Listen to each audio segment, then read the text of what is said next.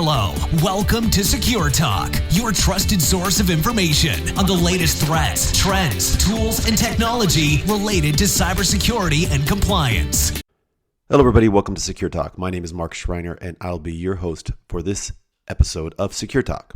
Today, we're going to be talking with Harshil Parikh, who is the CEO of TROMZO. Harshil, how are you today? I'm doing really well. Thank you for having me here. It's my pleasure. Where do we find you at today? I am based out of Los Gatos, California, which is in the Bay Area. Nice. How's the weather today? You know, it's actually pretty sunny today. It's been overcast, and there were a couple of storms last week. I ended up getting some damage in my front yard, which is not very usual in California, but it was a pretty big storm apparently. So yeah, I'm up in the Seattle area usually, and we got hit really hard, and we had like 3 weeks of nonstop rain and wind, and it was pretty rough. And so I got in my car and drove south, and I'm down in St. George, Utah right now. And after this call, I'm gonna hop on my mountain bike and go for a ride because I need the sunshine. Hey, can you tell us a little bit about TROMZO? Yeah, absolutely. So we started this company about 7 months ago, so very, very new still. And a lot of the motivation behind starting the company for us was the pains that we personally felt. So I used to be the head of security at an enterprise SaaS company before in the Bay Area. So I've been a security practitioner all my life. This is my first time, building a company and starting it. And I did that mainly because there was just so many challenges that we felt in this space of AppSec and building security that's relevant and important for developers, that we felt like this is a problem that we need to solve. We felt that nobody has solved it yet, so let's solve this today. So we started this company, and we're calling it TROMZO, and what we're building is an application security management platform. And what that does, it helps you automate and scale your AppSec processes across the software development lifecycle. Well, and I was reading an article, and it looks like, if I have this correct, that a lot of your initial investment was raised from a group of, it says, 25 leading CISOs. Is that correct? That is correct, yeah. It's 27. Yeah. I mean, so that's pretty important, because these are people who actually understand security, understand the problem. If they're willing to invest in this shows that, but one, there is a problem, and two, that they have some belief in your solution. Before I do want to come back to TROMZO's specific solution later on in the conversation. But first off, I'd like to maybe kind of set the stage and get an understanding of why is a solution needed for security in the context of development. And I from what I understand, that there can be some friction between developers and the security team. So maybe you can kind of set the stage. Yeah, so I'll paint a story that I personally felt, right? So back in the day, before DevOps, before CI/CD, what we did in application security is we had a number of different checkpoints. You go to look at any maturity models, and the typical standard process of integrating security would be, you do an impact assessment of any new software that's being built. You do a threat model, architecture review, static analysis, dependency analysis, and you do a bunch of manual reviews and automated scans. So a lot of that was fine and good until the software was being released very, very quickly. So back in the day, when companies were releasing software, once in 3 months, once in 6 months, you had all the time to schedule and look at all these types of assessments and reviews, and then tell developers, hey, you need to fix all these things before you can go live, and they would have the time to do it. But now in this world where developers are pushing code several times a day, if not more, less frequently, how do you actually do that? Like, when do you do a threat model? When do you have the time to do a scan and send a PDF report to somebody who'll triage and fix it? And then you really can't do any of the traditional application security processes in a modern development lifecycle, right? And that's becoming the reality. So our industry in general is missing a big component of how do we effectively integrate security in the software development lifecycle? And that's a big problem because it is incredibly important to prevent security bugs from being introduced. It is incredibly important to help developers understand what is the right choice to make. So we saw that as a big missing piece because developers and software engineering teams, they're moving as fast as they can, and security is sort of left behind on the sidelines, right? So how do we make security a first-class citizen of the developer workflows, right? So that's the challenge. And the fundamental hypothesis is that developers or engineers, they're not against security. Like nobody would say, I don't care about security, or most people don't say that. It's just a matter of how do we enable them to make the right choice, right? And that's really what we are solving at a very, very high level. Well, when you say that nobody's against security, but if it does mean extra work or a hassle, do you find that developers sometimes maybe will neglect or not prioritize security, maybe cut some corners because they really want to get that code out, right? Yeah. And if you've got to jump through these extra hoops, that can be an issue. So on a personal level, I'm not talking about on a process or on because obviously you have a platform that helps solve this problem, but on a personal level, as a CEO, what would you do to make the developers aware of the importance of security? Yeah, I think this goes two ways, right? I mean, one of the challenges that I've seen with a lot of security professionals is that we all live in a bubble and we all believe that security should be the number one priority. And the reality is it's not, right? Yeah. That's just the reality. You mean making money in business takes priority over? How dare you? Yeah, exactly, right? So I think it's a lot of the application security people, software security people, we need to get a better sense of business priorities, right? If security is not in the top 5 priorities of the business, then there's nothing you can do that will make them fix the security bugs, right? That's just not going to happen. It's not a business priority for the company. So then the challenge becomes, how do you convince the leadership that it actually becomes a priority? And then once there is agreement that yes, this is important, then it's a matter of making the right decisions. And yes, every once in a while there will be cases where developers have to push a feature out, have to build a service just because revenue is dependent on it. That's just because customer wants to do it.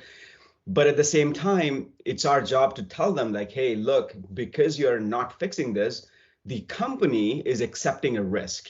Now, should an individual developer be the person to accept that risk? Maybe not, right? It should be the right person who understands business, who understands risk. Maybe they should accept that risk. And if they don't want to accept that risk, then they should ask the developer to fix it, right? Before the things go to production. So I think just being able to communicate what risks are we implicitly accepting by not doing certain things in security, and making sure the right people know about it and it's auditable, they get held accountable for those decisions. That makes a huge difference. But today we typically don't do that, right? Just because a developer says I'm not going to fix it, everyone assumes that, oh yeah, they're not going to fix it, and we go back and complain about things. But at the same time, like, are we holding them accountable? Are we holding the leadership accountable for it as well, right? So that's one of the things that that just needs to change in a way. Yeah, and what I see is, and again, it starts with the leadership, but some people will look and say, well, the risk is that maybe our app or our platform might not work in this situation. I think it goes above and beyond that. I mean, there's reputational risk, there's regulatory risk, there's legal risk, right? And if you look at all these together, it's definitely, in most cases, not worth cutting any corners at all, because it will come back and bite you. For sure. So you're aware of that, and then you try to create awareness with your developers. Tell us a little bit, in terms of the awareness, but then in fact of giving them a process or a tool to use. How important is that?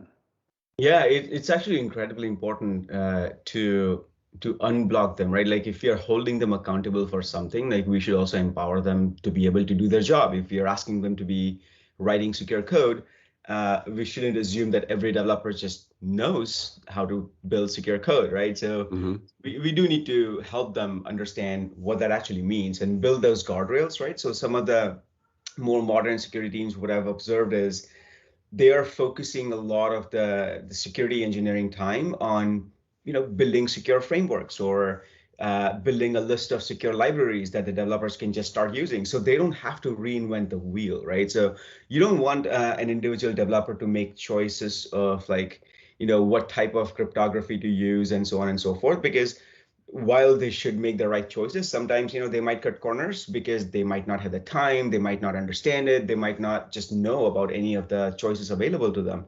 So as security people, I think this is a more sophisticated security teams who are following this approach, but they are definitely, there's a trend that is taking up traction where whether you call it guardrails, security guardrails, or paved path, or whatever you call it, but make secure choice the easiest choice, and that's where a lot of the security engineering effort is going into, making those things available to developers. I think it's turning out really well for the teams who can actually do that. Yeah, and that totally makes sense. But maybe you can walk me through a scenario. And again, we're not doing product placement here, but I would like to understand more about tool, TROMZO's tool, excuse me. Can you walk me through, a scenario? How does a developer use it, or who uses it? How does it look? And yeah, just walk us through that. Yeah, so our intention is to integrate security in the places where developers live, right? So we don't expect developers to all of a sudden wake up one morning and say, "Hey, I'm gonna go to TROMZO and see what are the security priorities." I mean, that's typically not what's gonna happen. Mhm. Um, so the objective becomes like, where do developers actually operate, which is things like GitHub or GitLab and Jira and Slack and CI/CD pipelines and so on and so forth. That's where their work happens. So we integrate directly with those systems and tools. So all the way starting from, like, if you think about a normal software development lifecycle where features get planned and designed, and then there's iterative coding and testing, and then there's release, and all of that can happen within a week or within a day. But that, I mean, it's a process. It can run really fast, and it goes on, and it continues itself, but it's a process. So how do we integrate the right processes within that process? So when somebody's building a new feature, having a super small checklist, like, hey, are you deploying this as a service in a customer environment? Are you handling any PII or PCI or HIPAA relevant information? Is this going to a FedRAMP controlled environment? Are you handling any sensitive information? Do you use any cryptography or any of those things? So like having those simple checks and balances, it gets security out of the way for 80% of the things that have nothing to do with security implications, right? It's just changing some text on a form, changing a button, how it looks like. It doesn't need anything in security, right? So how do you get out of the way for the work that doesn't have any security implications? But the things that actually have security implications, how do you right size security for it? So for example, on one extreme, if someone is deploying a new service in a FedRAMP controlled environment, it's going to go through a lot of checks and balances, a lot of auditability. But if it's just changing something minor on a crypto library, then you just want to tell the developer, hey, this is the library, you go feel free to use this. So making that right contextual decision, that's what we enable across the lifecycle, right? So collecting the right information, like what is the service, what is their priority, what is the business risk of that service, and then automating a lot of those security activities after that, whether it's orchestrating scanners or managing vulnerability or triaging, prioritizing in an automated fashion, or triggering, architecture reviews and threat models and stuff like that. So we right size security based on where developers are operating and what they're building. So then they can focus on fixing the things that are actually important, right? Okay, so what I'm hearing is it's kind of a guide to say, when is security needed or should be a priority, when it's not, and allows the developer to kind of free up, because the developer's not going to be a security expert. They're not going to understand and know all the different scenarios of should this be 1,000% focused on security here, or can I like you said, replace the text on this button without But when it does trigger some type of code review or some type of testing, does your tool facilitate that as well, or is that something where then you have to go and use an external tool? Yeah, so we definitely do integrate with existing tools, existing, security scanners, whether it's a SAST or SCA, DAST container, whatever it is, right? So we would trigger those scans. So think about this as all of these activities are already being done by security teams. It's just a human who does that, right? So it's an AppSec engineer who's asking a developer, hey, what are you building? Are you changing anything? Are you handling any customer information? If yes, then they would create a task for themselves to go run a scan or go do a threat model. And then when findings come, they're manually looking at those findings and prioritizing what needs to be fixed and when. And then they are working with release management to say, okay, this is good to go, or they need to fix these within 30 days, 60 days, whatever. So all of these things are already being done by humans. We are automating as much as possible. Now, we're not going to automate an architecture review because it's just not possible to automate all of that stuff. But the things that are manual, 80% of the things are very trivial. They're very manual and can be repeatable. So we want to get application security engineers out of the ditch digging work, right? Because they shouldn't be doing that. I mean, their focus should be on value add of the actual security work that they can do, rather than orchestrating things and filing tickets and writing scripts and building integrations. They shouldn't have to do that. Great. I saw there was some list of suggested questions, and one of the questions related to having AppSec engineers focus on more high-level strategic work. Can you describe some of that work? What is the high-level strategic work that you want them to be focused on? Yeah, so I'll tell you one of the examples. Like one of our customers, they had several different, or they still have several different types of assessments that they do. So they do static analysis, they do dependency scanning. When the team deploys code, they do container scanning, they do dynamic scanning, and they have bug bounty program. So all of those things, obviously, they create findings, right? Now, not all of it is relevant, not all of it is important. Like if you're scanning your source control system, like GitHub or GitLab with a particular tool or scanner, it's going to give you thousands of things. But then again, like not everything is important. Not everything is at the same level of business risk. So our customer was manually looking into, okay, this is relevant. This repo is important. This is in scope for customer deployment. It's an internet facing service. So now I'm only going to look at these things. And this is a pattern. This is a backend service. So I'm not going to worry about cross-site scripting in a backend service versus, something else. So all of that work was manual, and we automated all of that manual work for them. So then now what they're focusing is, instead of doing this manual assessments and manual, ticket filing and working with developers and basically shoulder tapping manually, all of that stuff is automated. So now they can focus on what is the secure framework that you can actually build. We are seeing that there is a consistent, CSRF issues across multiple things. So let's figure out how to solve CSRF across the company.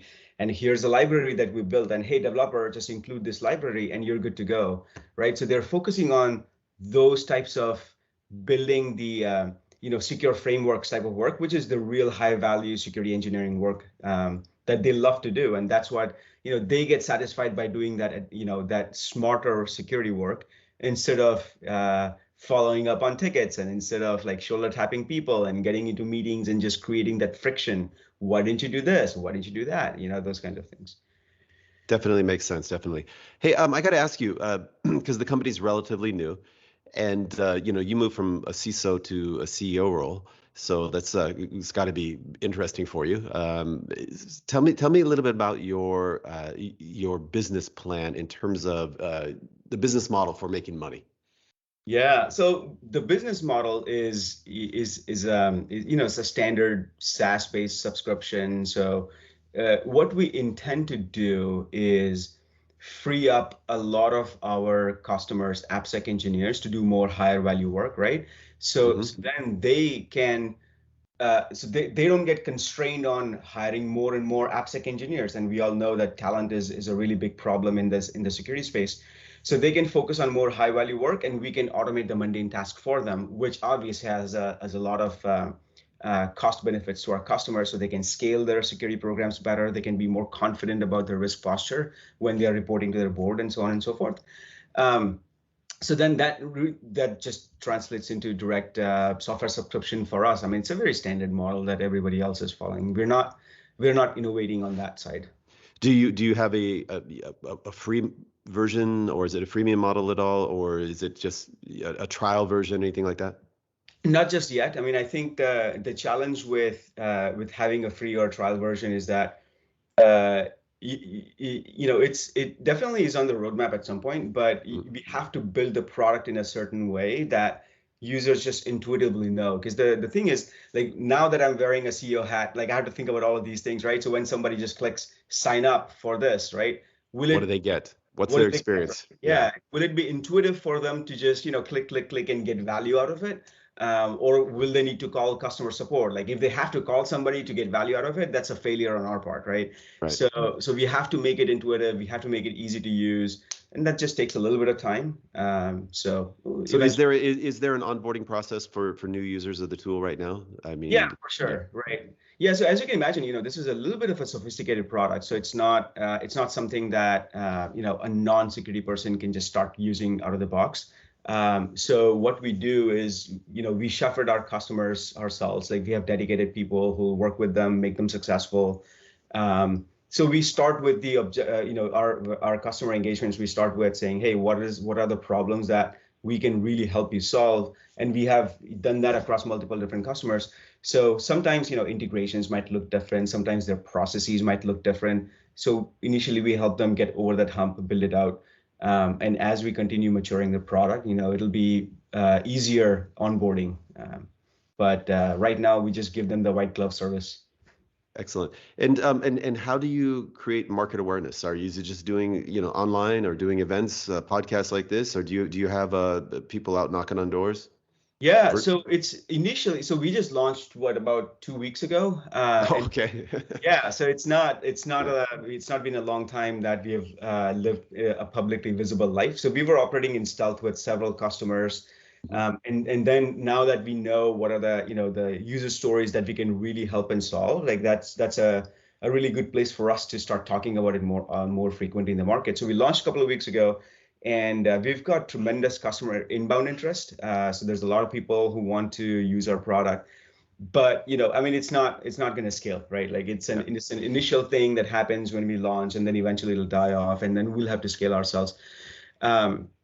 So from a marketing perspective, I think there's this big gap in just adding value to the industry. Because I was a practitioner myself. Like, I've tried so hard to figure out like what the problems are, right? How do you solve these common problems?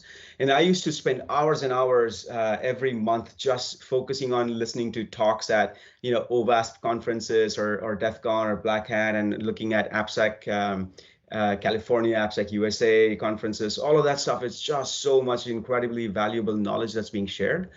But it is like, somebody has to spend hours to collect that knowledge and build an opinion. I think there's a big gap in terms of providing valuable content to the users, right? To the application security people.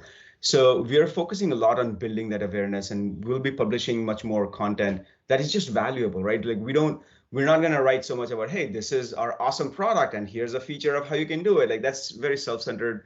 Well, there might be some of it, but most of it will be about like, how do we actually solve these realistic problems? I think the world of whether you call it DevSecOps or SecDevOps or shift left or whatever, like, that space is just beginning to become much more interesting for a lot of people. And I think there's an opportunity for us to just help the industry build an opinion of how we should solve these things. Well, I definitely, from where I sit, see a lot more interested in secure DevOps, and it is a problem. It's definitely a problem that needs some help to be solved. And I also agree with you that in terms of your way of creating awareness in the market, if you're providing value in terms of relevant information and a little bit of information about your platform, people will come to you because there's so much information out there, but you need somebody to kind of curate that and put it into digestible chunks that make sense for what they're actually doing. So if you can do that, and you have this great platform, I'm sure you're going to see good things. And you've got you said I said 25, but I think you came back and said 27 CISOs or maybe even more that have invested.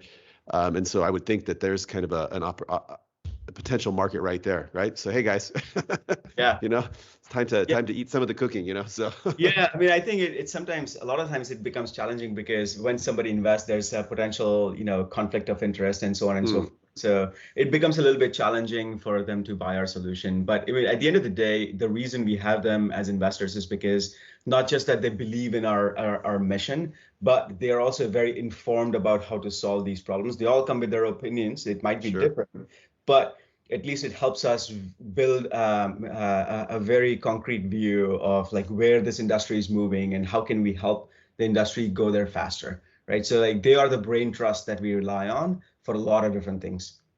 Excellent. Well, hey, if anybody listening wants to get more information about TROMZO, where can they go and what should they do? Yeah, so I'm on LinkedIn. They can either look me up, Harshil Parikh, or just send me a message, or obviously tromzo.com, TROMZO.com. There's a contact us form. You can fill it out. Either one is fine. Great, and I'll put links in the description to this podcast, this episode. So, hey, any parting thoughts? Anything else you'd like to share with us? No, I think this was a good conversation. I mean, I think it's a very timely thing, what we are trying to do. And I hope there are more people who are also trying to solve the same problem of bridging the gap between security and developers. Our industry needs it. I don't want to be the only one trying to solve this problem. Hopefully there will be more people as well. So that helps the overall industry. But yeah, I mean, it's a great time to be in this space. And yeah. I totally agree with you. And like I said, I'm hearing a lot more about the need, concern, and potential solutions out there. So, hey, Harshil, it was great talking with you. I wish you the best in the remainder of 2021. And I mean, you're just getting started. So 2022 should be a big year for you. Yeah, thank you so much. Hello, welcome to Secure Talk, your trusted source of information on the latest threats, trends, tools, and technology related to cybersecurity and compliance.